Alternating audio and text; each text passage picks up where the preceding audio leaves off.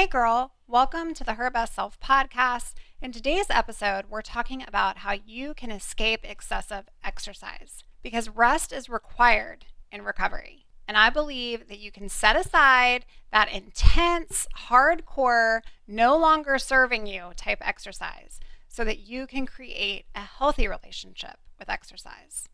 Let's do this. Hey girl, welcome to the Her Best Self podcast. I'm Lindsay Nickel, former competitive figure skater and perfectionist, turned God-led imperfect boy mom and digital CEO. If you find yourself constantly thinking about food and wondering if you'll wake up one day free from the obsessive thoughts and behaviors controlling your life, then I've created this podcast for you because I know exactly what it's like to be a downright hot mess trapped in a destructive cycle of disordered eating. I finally found freedom, and you can too, girlfriend. So if you're ready to heal your relationship with food and body and break the chains of control and show up in your best health, then grab your favorite Tarjay journal and let's get to it so you can start living your best life as your best self. I am so super pumped to be sharing with you today things that you can do to tame back the exercise. But before we get into the episode, I want to share an amazing testimony from my dear client, Sabina. Sabina and I have worked together for over a year, and I've enjoyed partnering with her in this journey. And so today I just wanted to start the episode strong because I wanted you to hear it, just the goodness that women are experiencing and the change that is happening. Lindsay is extremely talented and truly has a gift at coaching. She knows what it is like to battle an eating disorder and is right there with you. Each week, she was able to help me with individual struggles, and she developed specific and tangible actions that I could take to combat my restrictions of food and also my life. She gave me feedback on how to reframe with positive intent rather than staying stuck in negativity and self-doubt with my ability to recover, which gave me the courage to keep fighting.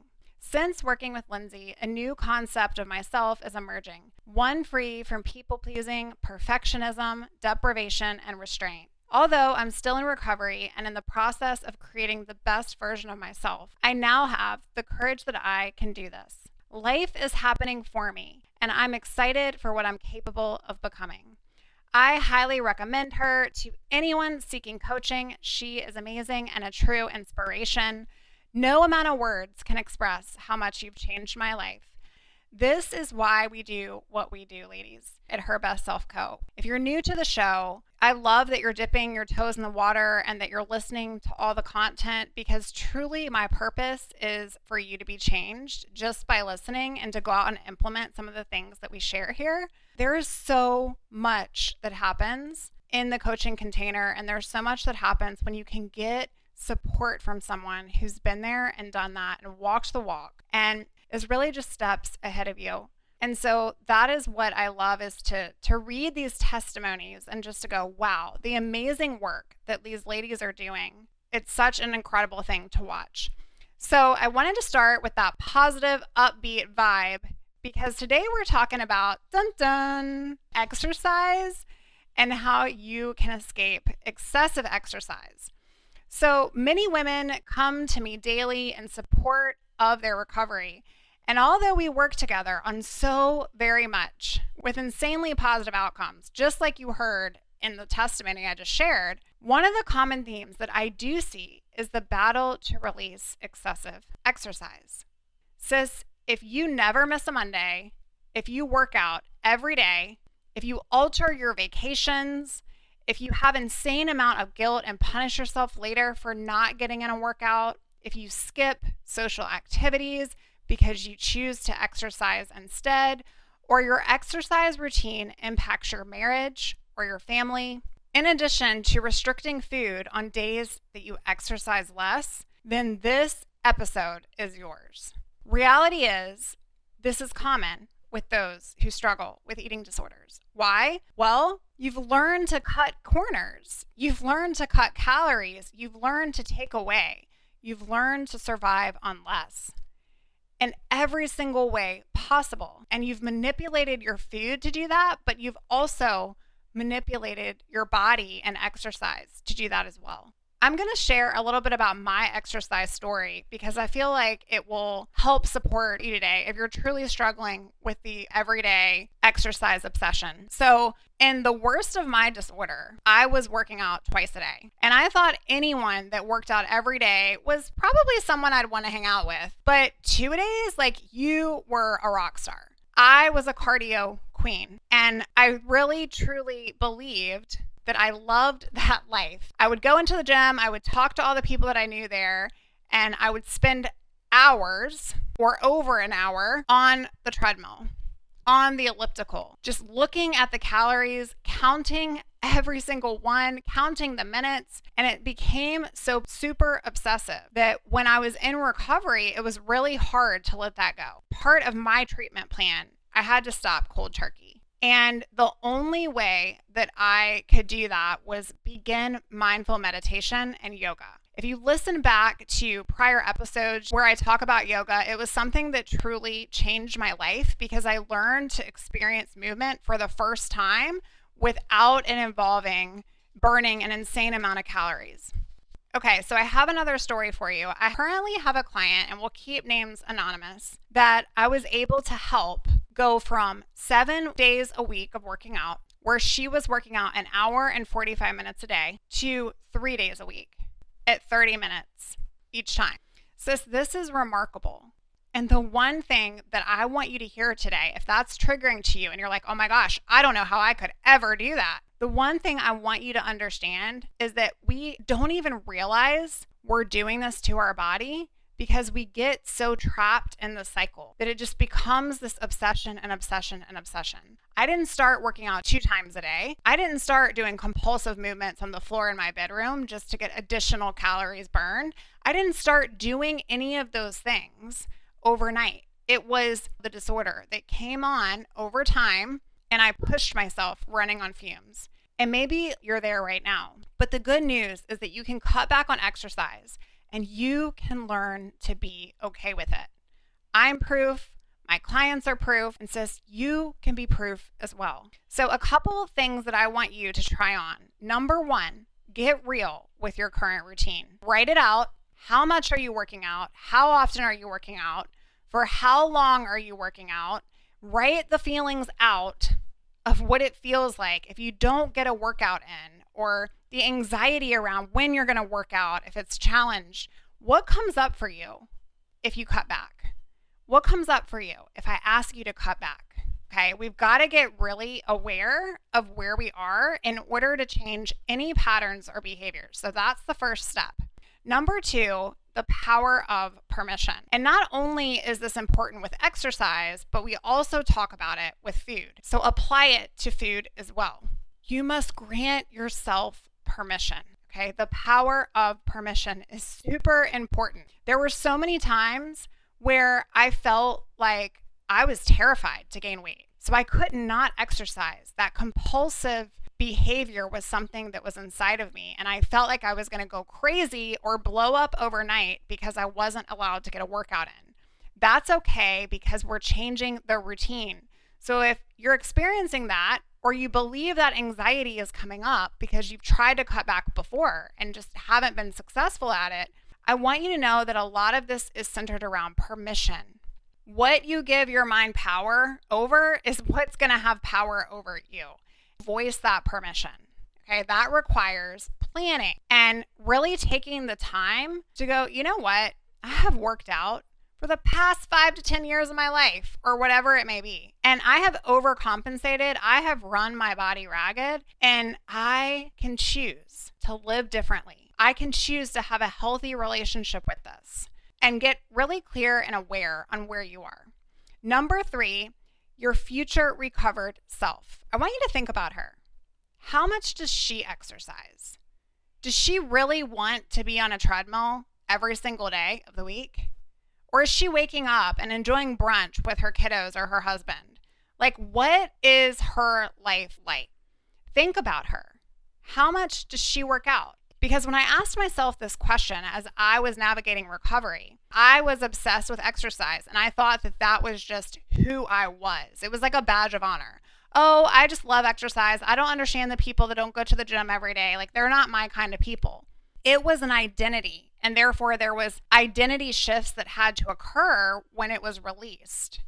But I want you to get real. Do you really enjoy every single day exercising or your current routine of exercise? Is it enjoyable to you, or does it feel like an obligation because of a fear? Really get real with that. That future version of you, what would she be doing for movement? What classes would she be taking, right? When I thought about this, it was, I just want to meditate. I want to do some yoga. I want to relax. There are days where I don't want to do anything at all, right? And so think about what that looks like for you in the future. Imagine it. Try to imagine it. Number 4, I want you to pick a tangible, small goal. Maybe it's jumping off the treadmill 5 minutes early. Maybe it's replacing that Monday workout with journal time. Select actual times, put them on the calendar to allow yourself rest and permission, because rest is required in recovery. It's a non-negotiable. Plan in advance. This sets that positive intent, which leads to positive momentum, which gets you the positive result. And in our case, that's cutting back on something that's no longer serving you. And number 5, progress, not perfection. How is it fine that you don't work out tomorrow? How is it fine that you don't get a workout in today? What does it look like if you decide in advance that you're going to not do it, but then you try to figure out a way to do it anyways, and you catch yourself in that? Does that mean you're failing? No, sis. That means you're growing, you're aware, you're evolving, you're learning. It's all part of the process. Allow yourself to go along the journey. This is progress. It's not perfection. Remember, you are going against diet culture. You are going against beliefs that you've held for a pretty long time, and you've valued them as your truth. Give yourself grace and give yourself some permission.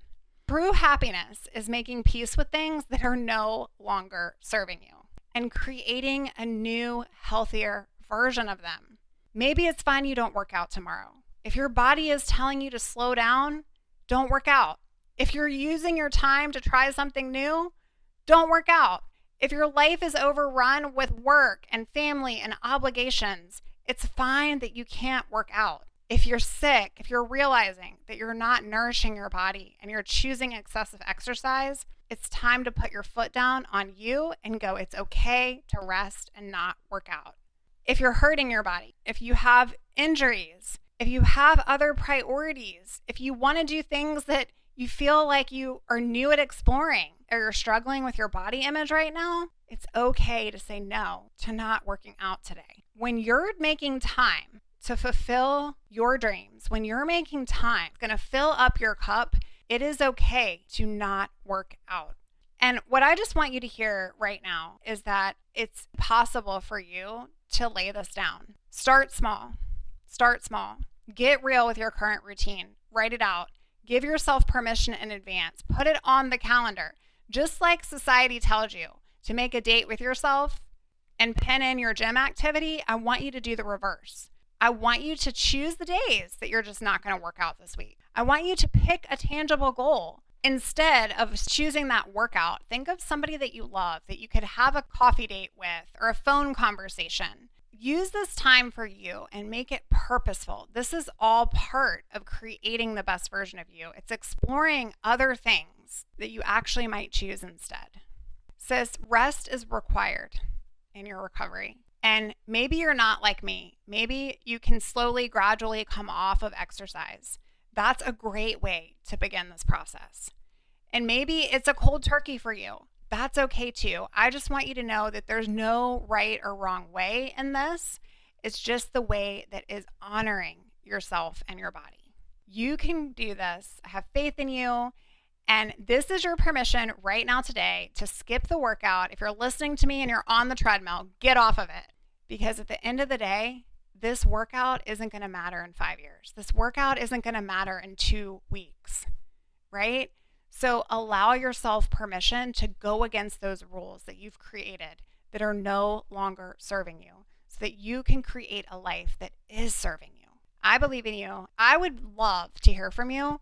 If you're loving the show, I want to know. Reach out to me directly at info@lindsaynickel.com And if you're looking for someone to help you along this journey, maybe you need some more accountability than what we've talked about today. Go on out to the website, herbestself.co, fill out a client application, we'll jump on a phone call, and we'll see if recovery coaching is a great fit for you. It's that simple. All right, sis, I hope you have a great weekend. Enjoy it, relax, rest, honor your body, nourish your body, and allow yourself to be. Until next time, bye for now. Oh, friend, thank you so much for letting me share what was on my heart today. My hope for this podcast is to help more women find freedom from food and body. If this has empowered or blessed you, let me know. I'd be honored for your rating and review of my show, and I'd love to connect with you in my private Facebook community. You really can move from perfection to purpose. Let's break the chains together. I'll help navigate the way. Until next time, bye for now, girl.